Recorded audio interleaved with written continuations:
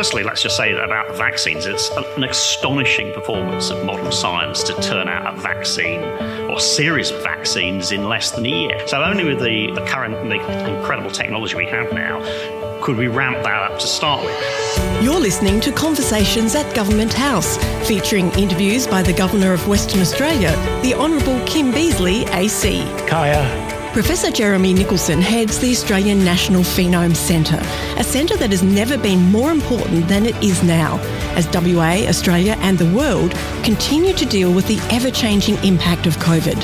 His research into long COVID from the very start of the pandemic has been crucial in shaping how governments and experts respond to the long-term health impacts of the virus.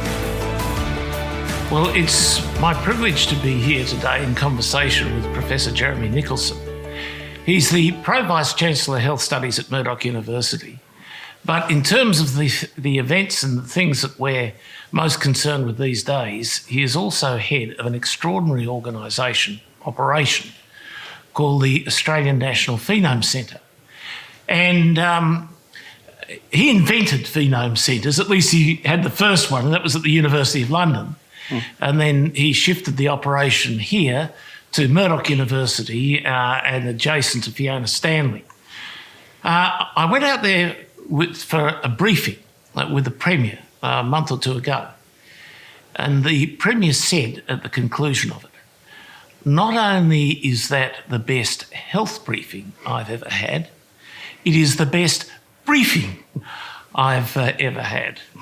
And the centre, it has many attributes, most of which I do not completely understand, but nevertheless, it makes it an absolutely vital cog in the global response to the SARS-CoV-2 or COVID-19 virus that is afflicting us all.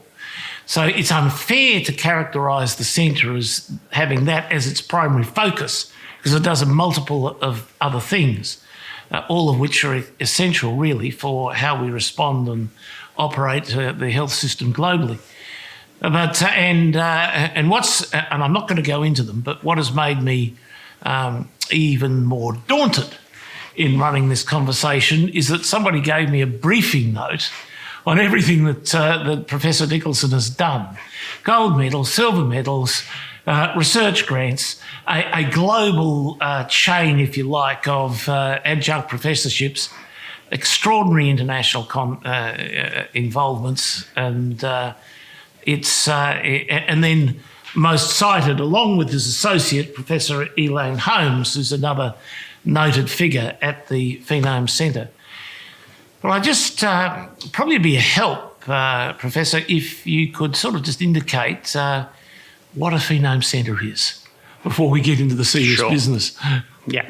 Okay, so everybody's familiar with the idea of a genome and the fact that there are genes in your body which basically are instruction set to how an organism works, how to build your body. But your genes interact with the environment from the time you're born, actually before you're born. And environment includes, diet, exercise, exposure to sunlight, all sorts of different things. So the combination of genes and environment together make you the person that you are. And they give you your physical and chemical characteristics of your body. So, your eye colour, your height and weight are physical, phenotypic characteristics, right? But things like your blood chemistry, your cholesterol level, your glucose level, etc., those are chemical characteristics. We call them phenotypic characteristics. And phenomics is the study of how genes and environment interact to create you as a person with all those different measurable parameters, and how those complex interactions reflect in your risks for getting disease, and when you do get disease, how you respond to therapy. And you operate with a real mass data process. So you have a huge collection of examples on which to work. Yeah, absolutely. So we work in the underpinning technologies are things that you normally find in very high end-to-end chemistry laboratories. We measure chemical composition of the body, your urine, your blood, tissue, cells, and things like that. And from those chemical fingerprints, we can say a lot about the gene-environment interactions that were behind the sample that came from a particular individual.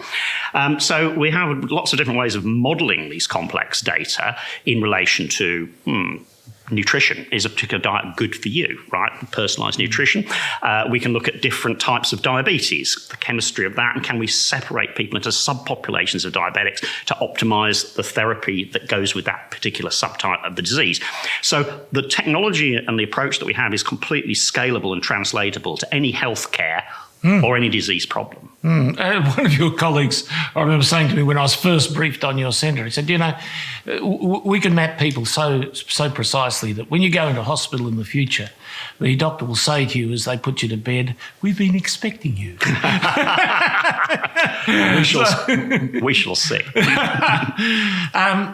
One of the features of the way in which you operate generally, but have been operating specifically in this virus environment, is your relationships with a vast array of, some of them similar institutes, other forms of medical research around the globe, generally in your work, but also explicitly in relation to SARS-CoV-2. That's right. I set up the world's first Phenome Centre at Imperial College London in 2012.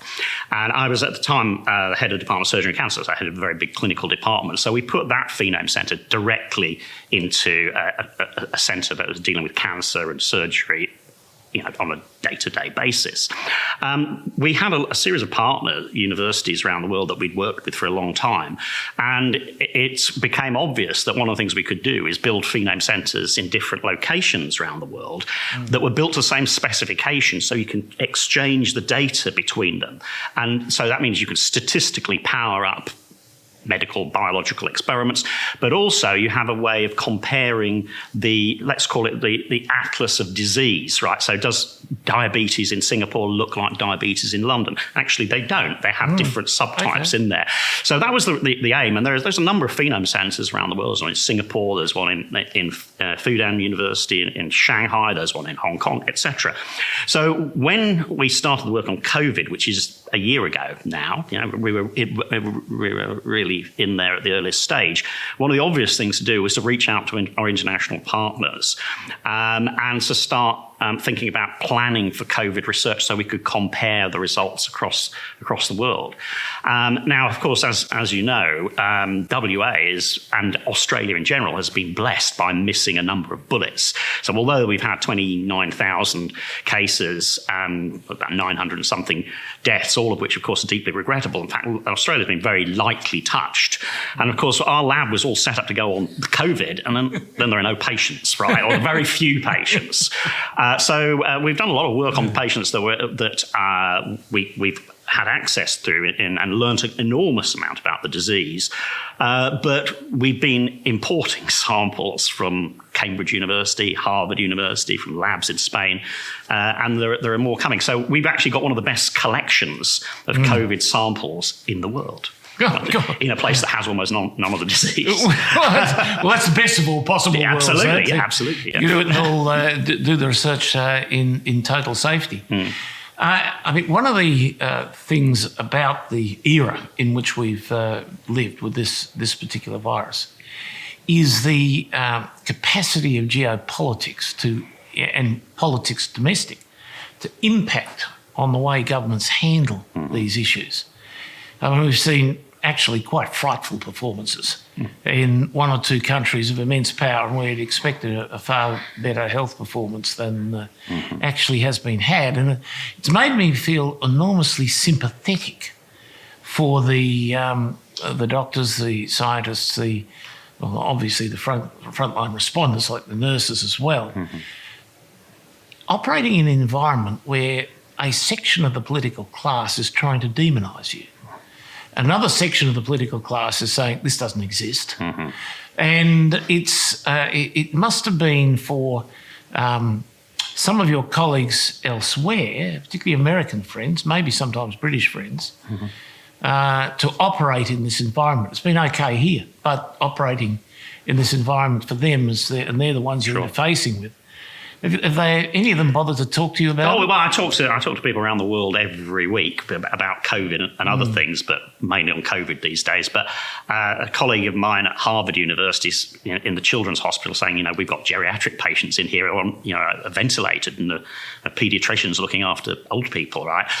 So that's how strained the system was. And of course, what was interesting, just on the side of that conversation, is that he says, we get children into our hospital for all sorts of reasons, right? And he says we've been screening them for COVID now for about 6 months, and about 10% of them are COVID positive, which is shocking. And about 10% of those go on to get very serious symptoms. So it's interesting, the idea that, the system in America is so strained that even some of the top hospitals, anywhere are having to, put geriatric people in with paediatrics. One of the things, because I've actually been privileged to have a few conversations with you over the last 12 months or so because of the extraordinary work you're doing. And I reiterate again that I think it's a terrible thing that really Australians and West Australians aren't conscious of what a brilliant, not unique, but once unique, research centre we have here in such a critical area of healthcare and understanding. You're operating with something constantly evolving, an inability to know long-term effects because they're not yet properly studied. But one of the things that impressed me most about what you were doing was that you were focused on the long-term effects of being a COVID sufferer.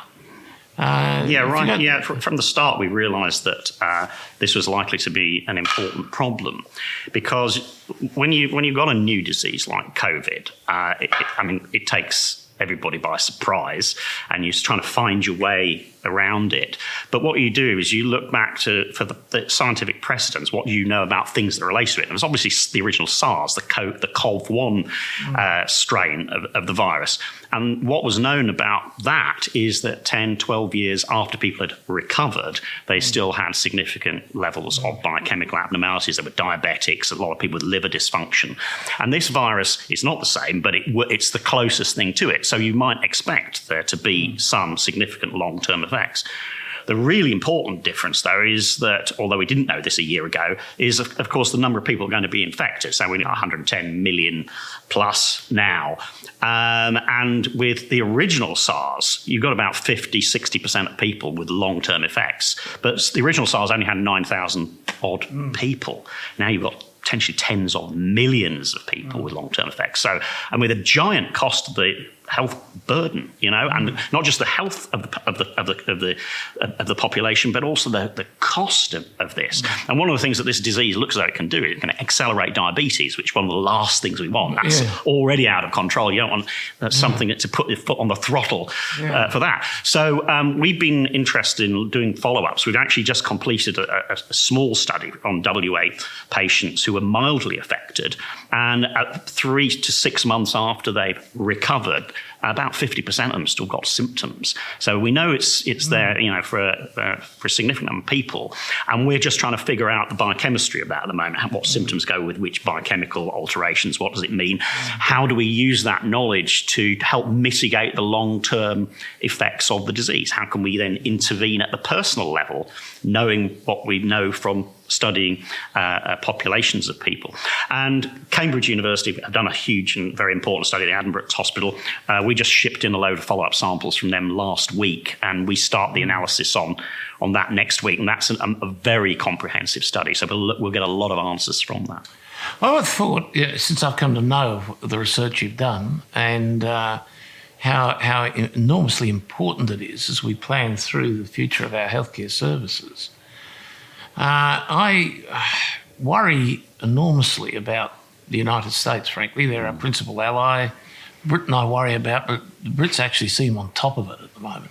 Scientifically, they're on top of it. The US is, the US may also be on top of it scientifically, but they're certainly not on top of it in terms of its rollout.